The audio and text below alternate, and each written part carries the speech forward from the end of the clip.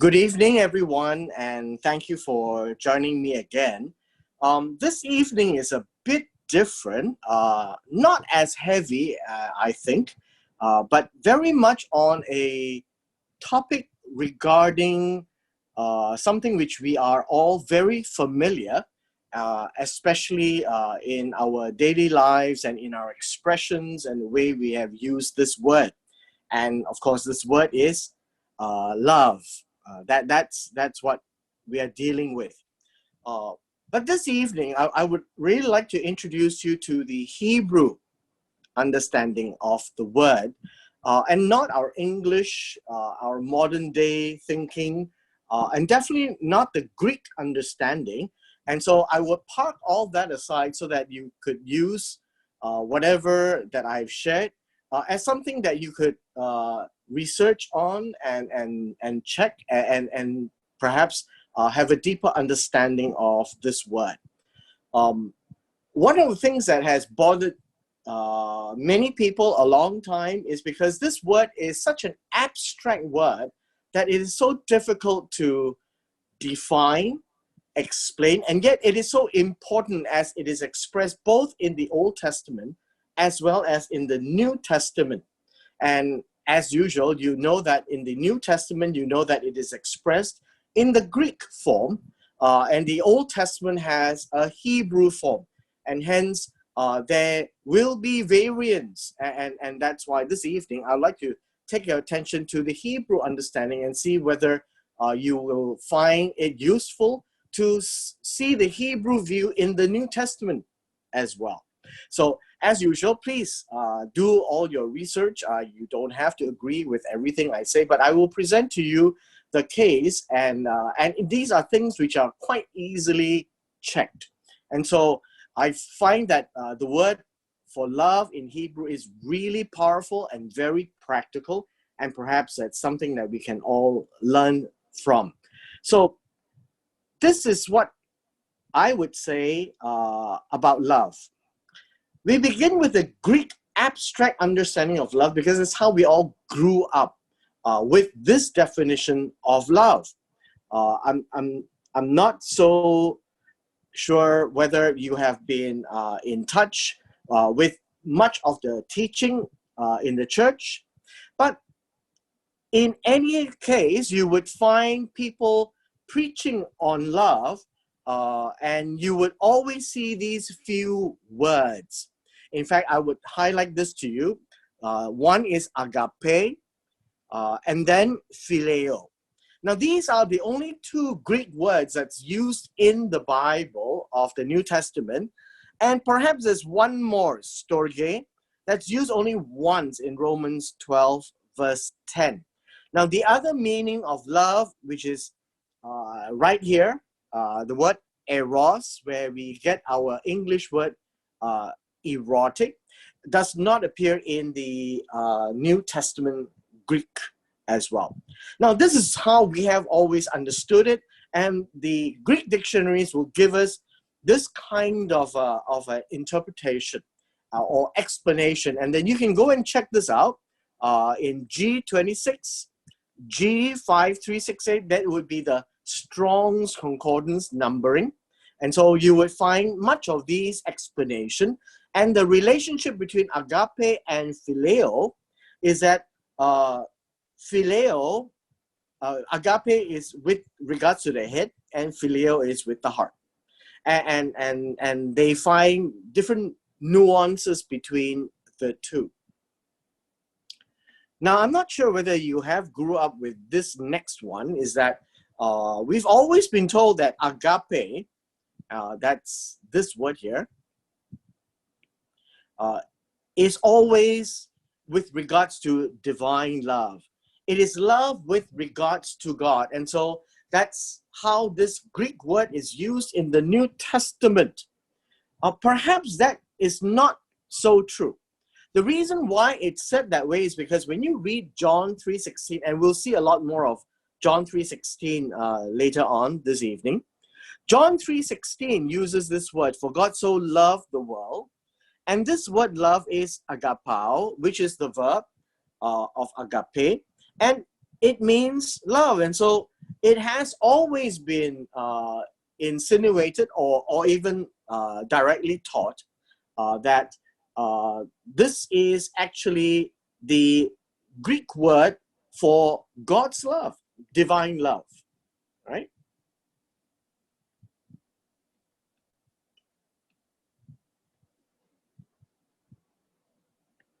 And so I think that we have a little problem, because when you read further down in John chapter 3, verse 19, you would read this verse here.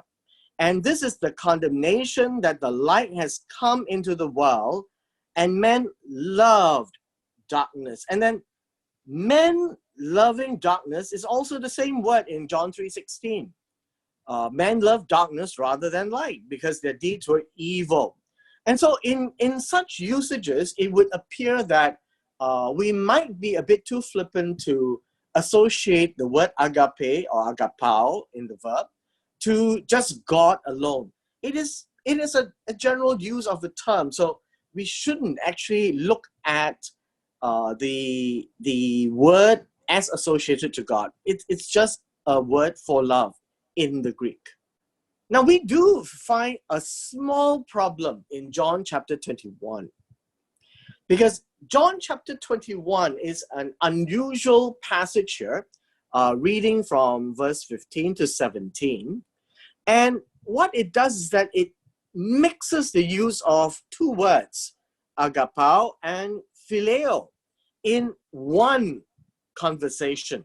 And so I've put different colors here for love, because it uses the word agapao and phileo in the same conversation. And you'll be very familiar with this. Jesus says to Simon Peter, "Simon, do you love me or agapao me more than these?" And Peter said to Jesus, "Yes, Lord, you know that I phileo you."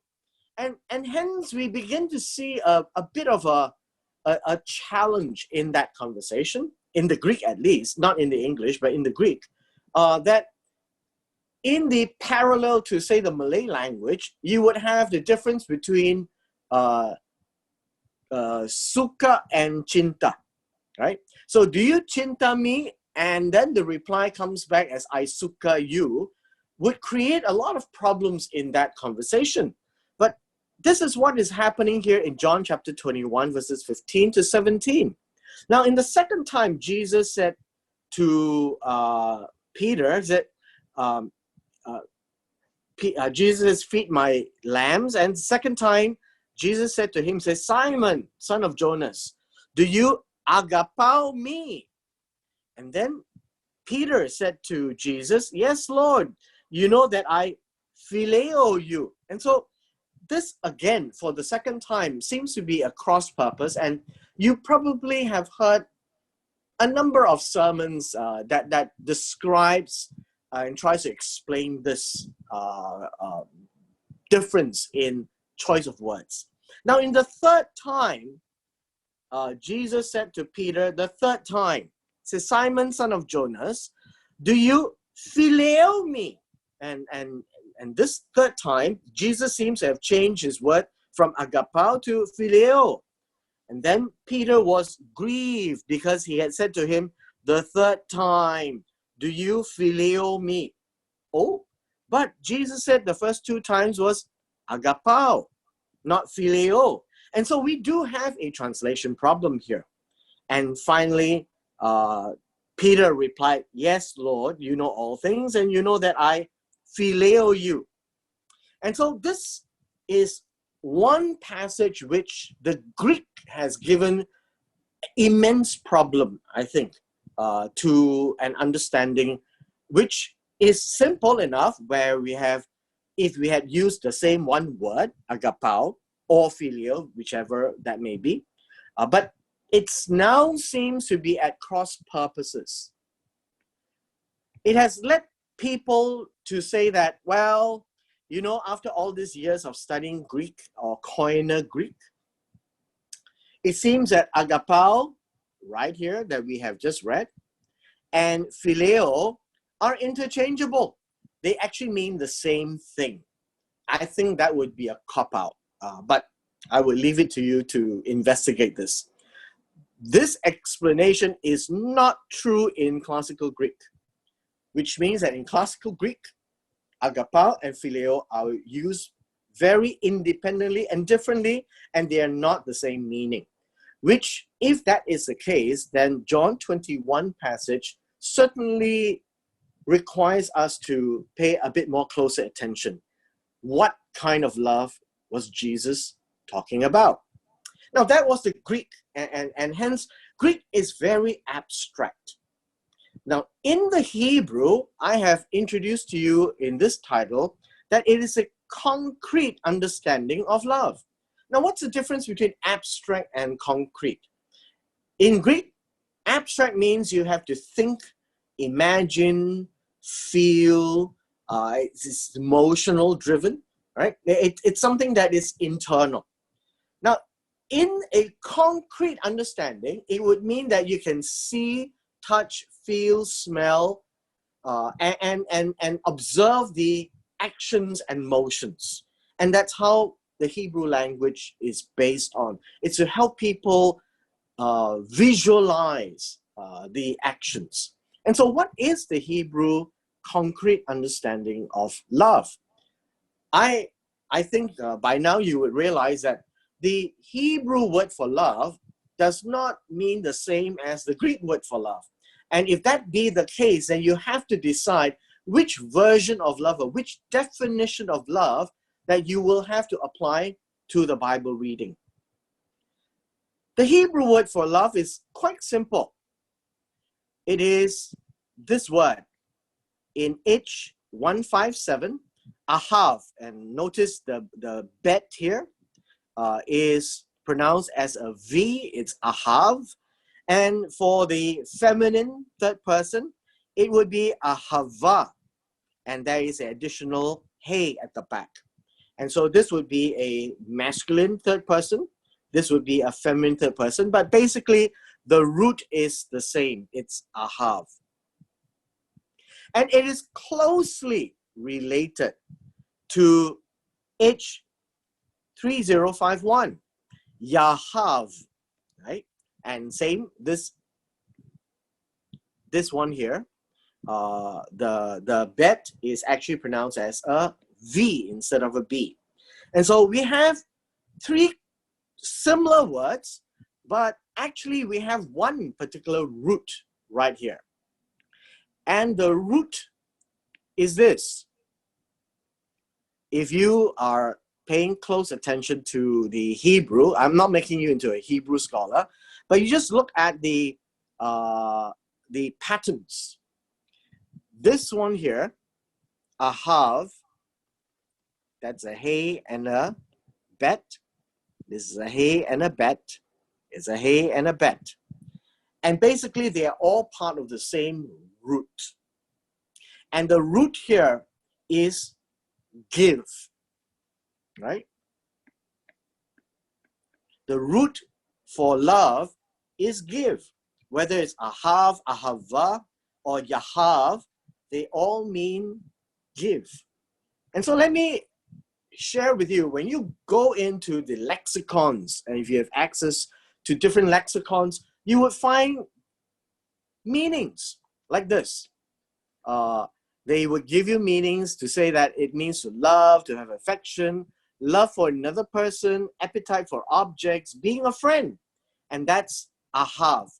And so you read in Genesis chapter 37, verse 3, now Israel love Yosef. And so this is Yosef, the younger son, the second younger son, right, of Jacob. And he loved Joseph, right? Jacob loved Joseph. And then he made him a tunic of many colors. And you have taught that in Sunday school all these years. But this word love is ahav. In Exodus 20, verse 6, we have seen this last week in part of the Ten Commandments. But showing mercy to thousands, to those who love me and keep my commandments.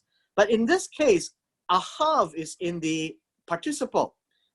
It is like an ongoing word to those who are loving me, right, and keeping my commandments. Now in Deuteronomy chapter 7 verse 13 right here, and he will love you and bless you and multiply you. However, in the Hebrew, you will find that this would be in the perfect tense, that he will, not he will love, but basically he loved you and blessed you and multiplied you. That would be how Deuteronomy 7:13 works. But I just want to point out that these are all verses that uses this word ahav.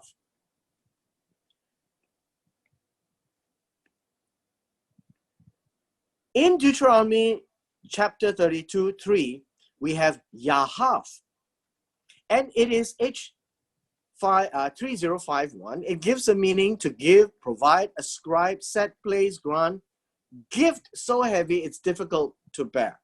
Now this is all from the lexicons, and I didn't make this up. And so when you go to these verses like Deuteronomy 32 verse 3, for I proclaim the name of the Lord, ascribe greatness to our God. And this is an imperative, and this ascribe means to give, to give to God, to put in place, right? Psalm 68:34, and we read this across the some of the Psalms. Ascribe strength to God, same, yahav. Psalm 29:2, give to the Lord, and that's yahav. And worship the Lord in the beauty of holiness. So when you use the word yahav, it gives the same root connotation of give. I hope that you're beginning to see the pattern of ahav. Now, let me introduce you to a lexicon by Jeff Benner. It's called the Ancient Hebrew Lexicon of the Bible. Right? He published it in 2005, and this is his entry in 1094. And he specialized in things like this. These are what we call ancient Hebrew pictograms. And in this case, what you would see is that this is a reproduction of his entry. And this is what he says. In 1094, it is the root word of he and bet, H and B, with this picture and this picture. And the action that you would see with this picture is give. The concrete meaning of this word is gift. The abstract meaning is love. And so Hebrew has love too, not just the Greek, right? And so he explains this pictograph with a person with their hands raised up is like saying, behold, this other second one is a tent. It's a representation of a tent or a house. When you combine these pictures, it means look toward the house or provide for the family. Now, one does not choose the household which one is born into, including tribe, parents, children, and wife. Now, in the old days, marriages were often arranged by the father, and it's done, right? It is a gift from God. And so he explains that this word have are gifts seen as a privilege and are to be cherished and protected, you know? And looking further down into his entry, ahav would mean the expressions and actions toward the family which one was privileged with. And yahav would be a giving of someone or something to one who is deserving or privileged. Now you put all of these meanings from all the lexicons as well as Jeff Benner, we get this meaning, this Hebrew meaning of love, ahav, is to cherish, protect, and give. Now this is very important for us to understand, because the moment you read the word ahav or love in the Hebrew, it gives this collective idea. It is not one or the other, it's a collective idea. And hence, this would be the meaning we would now look to apply in the Bible. Our most familiar Shema is Deuteronomy chapter 6, verses 4 and 5, and it reads, "Hear, O Israel, the Lord our God, the Lord is one." And the New King James gives this alternate reading. "The Lord is our God, the Lord alone, or the only one. And then you shall love the Lord your God with all your heart, with all your soul, and with all your strength." And so what you see is the word love is associated with the Shema. All right? And what are they supposed to hear is this. This would be in the Hebrew. And this would be the literal translation of the Hebrew. And I want to point out to you that our English translation may have a bit of a problem, right? A bit of a problem.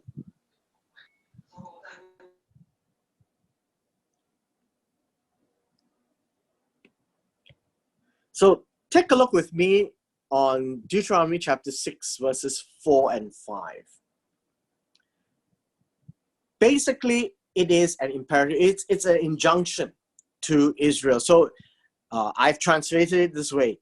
You hear, Israel. Or alternatively, in our modern day English, Israel, hear. Right? It is an instruction, a command, an imperative for Israel to pay attention, listen to what is said. It says, Yehovah our Elohim, Yehovah one. Now you could put a to be verb, is one, or whatever. I just did a literal translation so that you have a feel of it, that it is not so easy to translate Hebrew to English, and it will require a little bit of understanding and interpretation.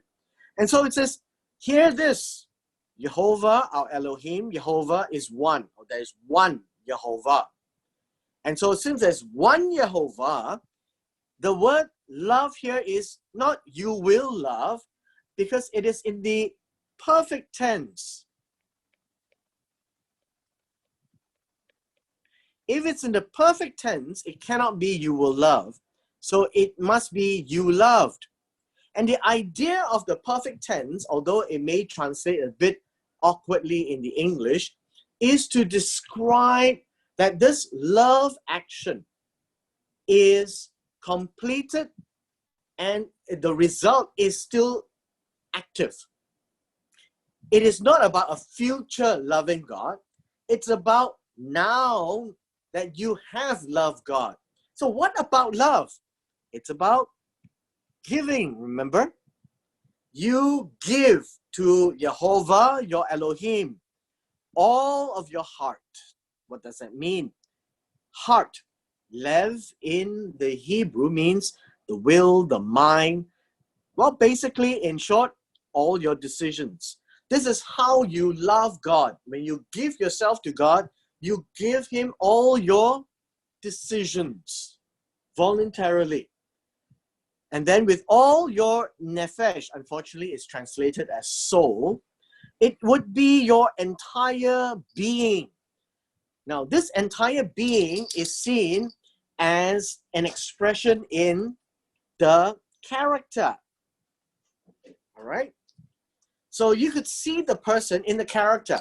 The person is both flesh and blood as well as character put together, but you could see all the effects of your nefesh in the character of the person. And so you give to God your character, which means you emulate God. And all of your might. And this word might here, which is me'od, would mean the abundance of things. Everything you have, right?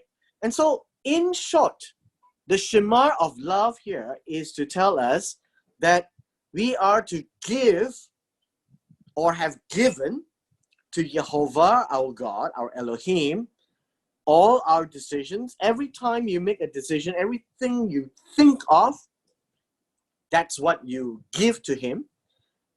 Your entire character should reflect Him, and everything you have or possess is offered to Him. And that's basically what this means. Okay? And so love is always associated with actions. love is not associated with feelings. Now, of course, we would not forget the second part, which is in Leviticus chapter 19, verse 18. We have this famous passage, which is always referred to as love your neighbor. But in the Hebrew, we don't find this word neighbor. The reason why we find the word neighbor in our Bibles today, in the English, because the English translation takes it from the Greek Old Testament. Plesion. Plesion would be neighbor in the Greek. But in the Hebrew, this word would be re'ah, right here. And re'ah, as we have translated last week, would be your companion. And so in the translation of this verse, it says, but you shall love your neighbor as yourself, right? This is in the perfect tense as well. And so we would find the translation as this: and you loved your companion as he was yours, not as yourself. You will, and this is an instruction that has a slight difference in nuance. Love your neighbor as yourself means you look at yourself and you love. But love your companion as he was yours means you treat this companion whom you associate with as if he was one of you or one of your family. And hence, when you go back and you read the story of the Good Samaritan, you will be able to appreciate the Good Samaritan understanding to be very much this mi'ah word. And the Samaritan treats the Jewish man as if he was one of the family. That's what love your neighbor as yourself actually mean. And so love has an expression. Love can be seen. And so this is how Deuteronomy 23:5 says, the Lord your God loves you, the Lord your God loved you, not loves you. And it shows us that love is connected to turn the curse into a blessing. Now, I hope that you begin to see the direction that the word love brings. And so I leave this at the bottom here, as you can see. The Hebrew idea of love is to cherish, protect, and to give. When you come to the New Testament, John 3:16, God loved, God gave. John 14:15, if you love me, keep my commandments. Something has to follow. It can be seen. John 15:13, greater love has no man than a man lay down his life for his friends. See, that's actions that's connected to love. Do you love me? Feed my lambs. You prove your love by doing something. There is no such thing to mean that it's inside the heart. Last one, Ephesians chapter 5. Christ also loved the church. And this love is about giving himself for it. And so I think you can see the pattern. The Old Testament pattern is seen in the New Testament as well. 1 Corinthians chapter 13, verses 4-7. All right? What you can see here is the passage on love. I'm suggesting to you that this passage is not a definition of love. It is a description of the character of the person who loves. You can see that love is in action. And in the nutshell, he gives way to the other person. So love suffers long, is kind. Love does not envy. It is how he treats other people. Love does not parade itself, not puffed up, does not behave rudely, and so on and so forth. So you can go back and read these New Testament passages of love with the Hebrew idea of love, of ahav, that is to cherish, protect, and to give. You'll be able to actually better understand the New Testament words of love. One last one, 1 John chapter 4, verses 7 to 11. Lots of words of love here. And all these is about action. The culmination of the action is in this verse. Beloved, let us love one another, for love is from God, and everyone who loves is born of God and knows God. And he who does not love does not know God, because God exists as love. In this, what is this? So if you do your Bible study and if you look at the English, the word this needs to point to an idea and a concept in the statement that's coming, and it describes this concept. In this, the love of God was made manifest toward us. What is this? That God sent his only begotten Son into the world that we might live through him. This is the love of God. In this is love. And this one here would be this piece to this piece. Not that we love God, but that he loved us and sent his Son to be the propitiation for our sins. So you see, love, sent. God love, he sends. And so, beloved, if God so loved us, we also ought to love one another. So the Hebrew idea of love is to cherish, protect, and give. The character of one who walks after the Spirit is expressed in Galatians 5, 22 and 23. The fruit is a result of the Spirit is love. This is the idea. It is describing the fact that the character of this person who walks after the Spirit is derived from God himself. And so this is the Hebrew definition of love. It is not the Greek definition of love, although it is written in the Greek. And so the love of God is not a mystery. Many people struggle to explain the love of God, mainly because they think that love is an emotion, right? They think that love is an emotion. And this is probably true in the Greek sense of the word, but it is not in the Hebrew sense of the word. Love, when God says he loves, you can actually see what he is doing about love. And that's the Hebrew way.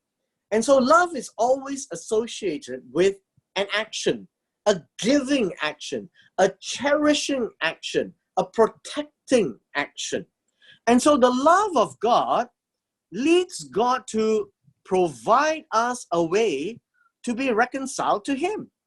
And this is God looking at his creatures and wanting to bring us back to him. And that's driven by love. And it is not an emotion. I would reiterate, it is not an emotion. Although, yes, love has an abstract form of a feeling, but that is not the expression in the Hebrew terms. And so I want to take a slightly different approach. I want to describe and explain to you from the Bible text what is the love of God, because we keep talking about love, and I've tried to conclude with you that love is something that you can visualize, and that visual action is the action of giving, of give. Now, the concrete action is a gift that you can actually see a present, something that's being given to us. The abstract version is love. That's a concept, all right? And so the Hebrew idea of love can be seen. And so the love of God can actually be seen. And that's not how we've always been looking at God's love. We've always talked about God's love, and hence we've always had problems explaining and defining it. And I trust that based on this definition, as we come to the second part of it, that you would be able to find some information and some means to probably explain to children how to see God's love and how to express love in the Hebrew way. Now, the love of God is definitely seen in John 3:16.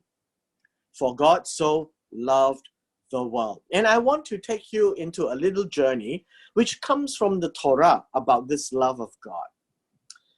The discussion of John 3:16 must always start from John 3:14 and 15. Now, I want to share with you something which you have seen for 1,000 times, and you may not have caught the expressions in John chapter 3, verse 14, 15, and 16. And so when Jesus was talking to Nicodemus, two rabbis, teachers of the law, and they were discussing about Moses, an event called lifting up the serpent in the wilderness. And when rabbis talk like this, they don't have to discuss things in detail. Now, for us, because we don't have a good recollection and understanding of the Old Testament, we need assistance. And so when you look at this, you need to think of what happened when Moses lifted up the serpent, because this gives us the picture of John 3:16. And so there is another word that eventually we'll pay attention to, which would be autos. Autos is even so. Must the Son of Man be lifted up, that whosoever believes in him should not perish but have eternal life. I want to draw your attention just to this. What about Moses? And then you understand what is all these that's written, because it's very Torahic. It's about that understanding in the Torah, not a Greek understanding. It begins from Numbers chapter 20. If you had the chance to read Numbers chapter 20, this is what you will see. Moses sent some people ahead, and they are coming from this point here, and they're going this direction. And they came to the land of Edom. And you remember Edom? Edom is the other name of Esau, who is the elder brother of Jacob. And Jacob's other name is Israel. And hence, the episode between Jacob and Esau didn't end well. Very frictional, very stormy. Although they made reconciliation, the descendants thereafter couldn't forget and forgive. And so they came to this place and they asked permission to travel through the land to the north. And so he says, let us pass through your country. That's Edom. Edom means red, by the way, and all over the place is red hills. And we will not pass through the fields or vineyards, nor we drink water from the wells. We will go along the King's Highway. So let me show you. The King's Highway is a trade route that goes all the way north, along the side of the Dead Sea. And we will not turn aside to the right or to the left until we have crossed Edom into the next territory, which is Moab. Now, the long story short is, Edom, in not so many words, says, sorry, please get lost. Which tells us that the Israelites could not go in. And remember, the Israelites were about 1 million plus people. There were about 600,000 men. And if you add in children and women and livestock, you're talking about well over 1 million people moving this way. All right? And since they can't go through Edom, what would they have to do? In the next chapter, in Numbers chapter 21, well, this is the situation. They came here and they couldn't go in. They have to go around the land of Edom. And they journeyed from Mount Hor. Mount Hor is right here. And if you remember in Numbers 21, Mount Hor is a place where Aaron or Aaron died. And from there, they left and they had to go around this region to the right-hand side of Edom. Now, this picture here if you take a look, and those of you who have been to, say, Sinai or Jordan or to Petra, to a number of these places, it is not an easy way to travel. And this picture is already showing you the easier way of traveling. And so they had to go around the land of Edom, and the nephesh of the people, the entire person, was greatly discouraged. And what discouraged means to cut short. It's like the wheat stems, and they just chop it short. And basically tells you that the patience is cut short. Why? Because the journey is very, very, very, very, very difficult. And here lies the story. Numbers 21 verse 5, the people spoke against God and against Moses. Well, remember, they can't see God. To speak against God is to speak words that is complaining about what God had done. And they were speaking to Moses because he was the spokesperson for God. And so one shot, it's one stone killed two birds. And this is what they said. Why have you brought us up? And this is the word. The word is not leaving Egypt. The word is to ascend out of Egypt. So Egypt is in the lower plains, and where they are now, it's in the higher plains. Why have you brought us up out of Egypt to die in the wilderness? There is no food, no water, and our soul, our nephesh, loathes or is sick with what? This worthless bread. The worthless bread is called, yes, manna. And it comes from a Hebrew word, and the Hebrew word is man, right? The Hebrew word is man. Man means what? And so manna is the name given to this bread that God sent down from heaven. And it literally means, what is it? Because they have never seen it before. And here the people said, this is worthless bread. And hence, this angered God. So if you think of it from God's perspective, 10 miracles, crossed the Red Sea, went past everything, gave them water to drink, and protected them, a pillar of cloud, pillar of fire, have quail, all these things, and suddenly he says, all this is worthless. And hence, this probably is what you would say in today's terms, the straw that broke the camel's back. And so in Numbers 21:16, immediately God sent a judgment. God sent fiery serpents among the people, and these serpents struck them with a bite. And the bite is so stinging that it is like burning effect. So that's why it's called fiery serpents, right? And many of the people died. Now that is judgment. And so when God executes judgment, it is always fair, because the sin is seen from God's perspective. He looked at this people, and as these people sinned against him, he executed his judgment. And this is a judgment that he deemed was meaningful and for this particular purpose. And so after these people were bitten, then the next piece of 7a comes. The people came back to Moses and said, we have sinned. Now understand this word sin, and one day when we have the time, we will deal with this.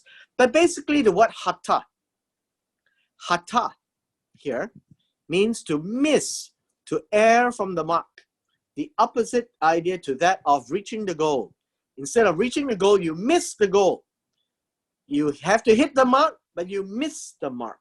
And so it is also given as a metaphor to wander away from the way, or you stumble in the path. And that's the word sin, hata, right? Why? Because we have spoken against. So speak against God is hata. That is not what you are supposed to do. You're supposed to have faith. You're supposed to walk. And now you don't want to walk, and you grumble and you complain and you accuse God. And that is sin. And so God considered this grievous and death was the penalty. And so with this, they repented. And of course, God is always open to that. See, the forgiveness and pardon comes from God's perspective. And so man's way would be to recommend how to fix the problem. So man's way is to tell Moses, pray, intercede for us to the Lord that he would take away, just remove. Well, essentially in our modern day terms, just do a reset so that the serpents just disappear from all of us. And so Moses pleaded for the people. Now, back in Genesis chapter 3, you would already see when they ate from the tree of the knowledge of good and evil, their eyes were open, they knew they were naked, they sewed fig leaves together and made themselves coverings. Now, I point your attention to this particular picture here. This was taken last November in Deut in Israel. And this is my friend's palm. And this is a fig leaf, right? This is a fig leaf. And it's that big. And so these fig leaves, when you put them together, you can make coverings of sorts. And this was man's way of covering their shame. But in verse 21, God made tunics of skin and clothed them. Why? Because the solution cannot be man's way. The solution has always got to be God's way. God looks at the sin, God judges the sin, God sent fiery serpents, and to reflect on this, what has been sent as a judgment cannot be reset. You see, God cannot say, let's do a Control Alternate Delete to reset this situation. Not going to happen, because that judgment will not be fair if it is reset. And so God says, we'll fix this. So God has a way of fixing this. So God's way is this: make a fiery serpent and set it on a flagpole. Now this is a flagpole, tall flagpole. Everyone, that's the invitation, everyone who is bitten, and if you don't want to die, you must then look at this fiery serpent and you will live. You see, this must be God's way. God's judgment, God's way, God's solution, not man's solution. This is love. You see, God is protecting them. And so, if God didn't love Israel, God would have completely destroyed all of them. And so, even if they had pleaded with God, God would have destroyed them. But God didn't. He is a fair God. When you repent, there is mercy. And so, God's mercy is to provide a way out. And then there is an invitation. You notice the mercy of providing a solution is not forced upon them. They have to respond by looking at the fiery serpent, and then they shall live. This is very important for us, because the solution that God gave by making the bronze serpent, putting it on a pole, anyone who is bitten and you don't want to die, anyone, you look at the bronze serpent and you live. This is the response that God wants. So why does it have to be this way? I would suggest to you that God's love is to give man a chance. God's love to Israel is to give them a chance to live. But God will never force them to live. God will always want them to follow his way. Now, if the Israelites felt that the bronze serpent was just too much, and said, I don't want to look at the bronze serpent, I want to look at the other hill or the tree in the faraway land. Well, they can look anywhere they want, because nothing is going to happen to them and they will die. And so God's solution is the only way. And in God's solution seeks participation. And now in summary, this is what you see. Sin against God, judged by God, remove his judgment. Instead, God provided a means of salvation, and that would be bronze serpent on a pole lifted up. And if you are bitten, you don't want to die, you must look and then you live. It's as simple as that. Now we come to John 3:16 and we begin to have a problem. And let me show you where the problem lies. For God so loved the world, and we find it here. The word so love does not mean an intensity of loving. So love, so very much. We've always been given that interpretation, but that's not what the word says. But we do have this reflected in many of the translations. So love, so love, so love so much, love so much, love so much, so greatly love, love so much, how much he loved, right? Love so much, so love, so love. And then at the same time, you look at different translations of the New World kind, it says, in this way. This is how God loved the world. For this is the way God loved the world. In this way, God loved the world this way. So now I ask you this question. What exactly are we reading in John 3:16? Now, if you do read the Chinese, you will find that the Chinese have these problems as well. 神爱世人. And then we missed out the word. So the Chinese Contemporary Bible added the word for God. So the word for is 因为. And then in the easy to read version, it says 因为上帝非常爱世人. Or for God so loved the world, interpreting the so as 非常, right? And intensity. And so this is how you find as they improve the translation. But I want to point this out to you, and this is where you need to follow me a little bit. And as Moses lifted up the serpent, this is the antecedent of even so. In like manner must the Son of Man be lifted up. For God so loved, it's exactly the same word, in the same manner, in the same way, as God loved Israel, God loved the world. It is a parallel. What happened here is in the same way happening here. Because the Son of Man be lifted up. That is the lifting up of the serpent in the wilderness. And so in the wilderness, they gave the solution, God's solution. Look and live. In John 3:16, God gave the same solution. Believe and live. You see, this is exactly how the Torah would have painted it. And in this conversation between Jesus and Nicodemus, is speaking about how God loved Israel, how God will love the world. And God gave Israel the solution. God gave the world the solution through Jesus Christ on the cross. And so in this parallel, the solution is provided, but the solution is not forced upon anyone. And so in the wilderness, those who have been bitten must look. That's God's way. You must look. If you don't look, it doesn't matter. Nothing's going to happen. You will die anyways. So you must look, and once you look, you will live. And in John 3:16, you must believe. If you don't want to believe and put your trust in Jesus, then you will perish. You will not have life. So that's a parallel. Life in both cases, if not death. And so this particular word, so, is always there. Go back and read 1 John chapter 4, verse 11, and you would see this connection of the word so.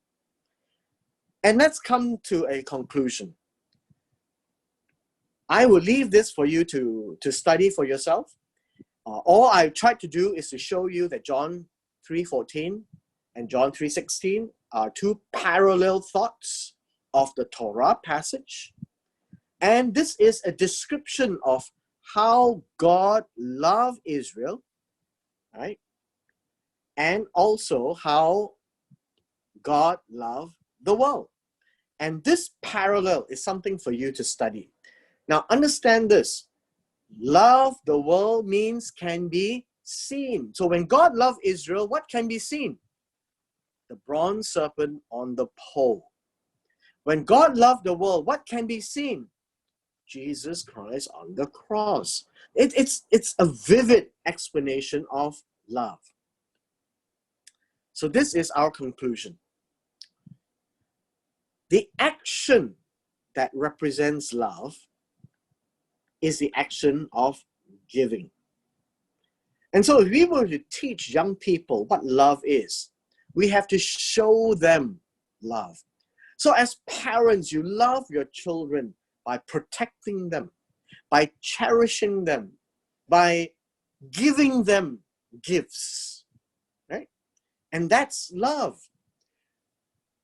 Love has no meaning when it is just a song or just a lip service or it's just felt inside.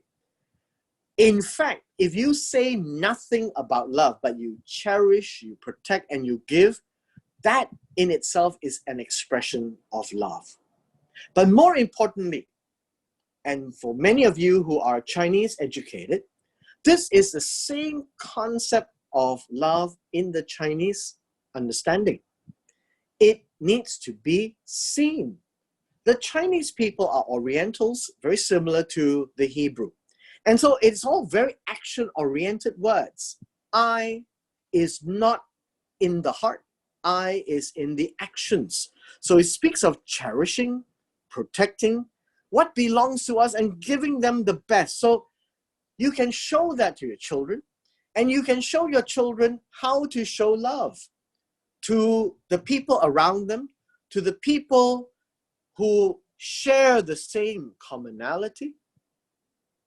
And all of this is a description of love. And so when we encourage each other to love one another, it means to protect each other, to cherish each other. When somebody has a need, to give the best to them.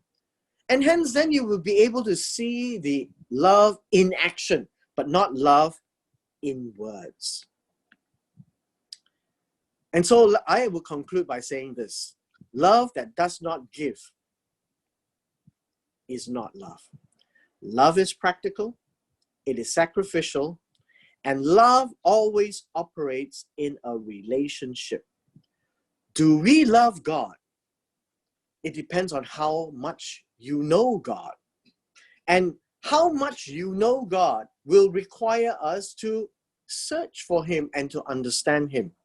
And how do you love God? So love the Lord your God with all your heart, everything you think, the way you make decisions, your will, with all your nefesh, your character, everything that you display in your walk of life.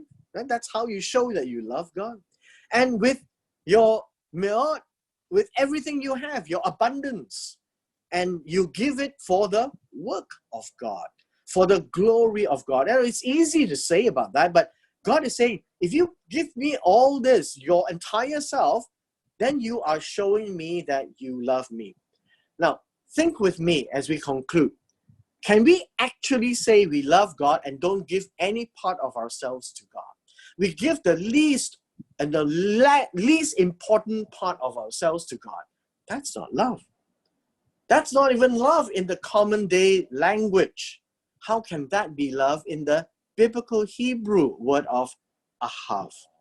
And so I leave these thoughts with you, that I have tried to set aside the Greek understanding of love to highlight that both the Old Testament and New Testament actually uses the same idea of love in the Hebrew. Well, thank you very much, and we have come to the end of our session, and hopefully this will help us be able to not just explain, but to live it. But I think more importantly, I think we could teach this to other people. All right? Thank you very much, and good night. Thank you. Thank